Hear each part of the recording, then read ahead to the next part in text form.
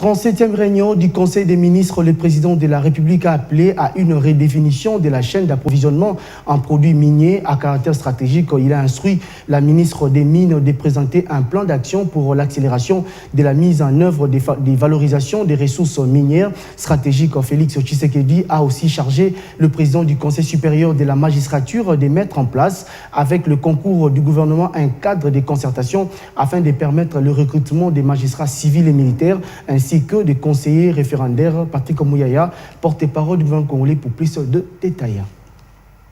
Le président de la République a abordé la question relative à la nécessité de recruter des magistrats civils et militaires ainsi que de conseillers référendaires.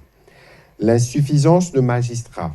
à couvrir les offices de parquet et juridiction à travers le pays et à résorber les besoins du peuple dans la quête de la justice est l'une des raisons de la faible administration de celle-ci et de l'instauration de l'état de droit. Le président de la République a aussi fait ses constats au cours de ses différentes visites d'itinérance à l'intérieur du pays. Cette situation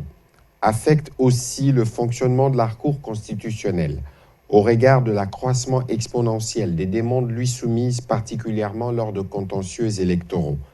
Pour pallier à ces manques, et dans la suite de ce qu'il a annoncé dans son dernier discours sur l'état de la nation devant le Parlement réuni en congrès, le président de la République, en sa qualité du garant de bon fonctionnement régulier des institutions,